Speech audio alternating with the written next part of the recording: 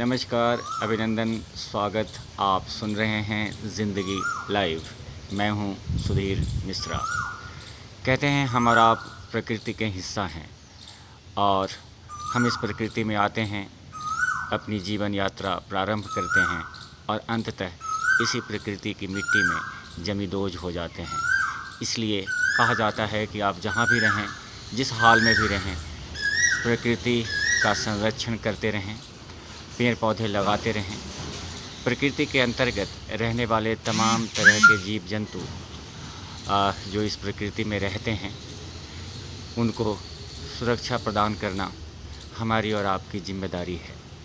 पूरा विश्व जब कोरोना संकट से जूझ रहा है, इस कोरोना काल ने ये संदेश भी दिया है कि प्रकृति के साथ छेड़छाड़ अगर आप करते हैं तो प्रकृति इसका बदला लेती है। पिछले सालों में आपने देखा होगा, ढेर सारे सुनामी आए, समंदर में ढेर सारे साइक्लोन उठे और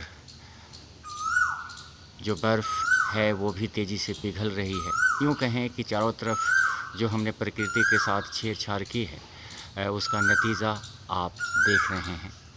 इससे पहले कि प्रकृति हमारे साथ अन्याय करने लग जाए, हम और आप मिलकर प्रकृति को बचाएं, प्रकृति का संरक्षण करें। कल्पना करें, चिड़ियों की आवाज़ें, कल कल करती नदी की धाराएं, ओस की बूंदें और विभिन्न तरह के जीव जंतुओं का अपना जो एक अस्तित्व है, ये वास्तव में प्रकृति को शोभा देता है। इसलिए आवश्यक है कि हम अगर इन जीव जंतुओं का जो सुंदर संसार है देखना चाहते हैं तो प्रकृति को बचाना बहुत ज़रूरी है। ये कोयल की प्यारी आवाज़ जो आपके कानों में उठ रही है, वास्तव में कितनी प्रिय है और कितनी खूबसूरत लगती है।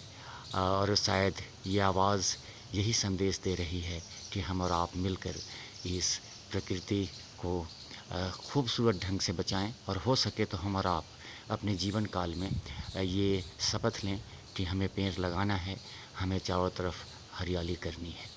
अगली बार फिर मुलाकात होगी। इससे पहले कि मैं आपसे विदा लूँ, मुझे एक कविता की पंक्ति याद आ रही है।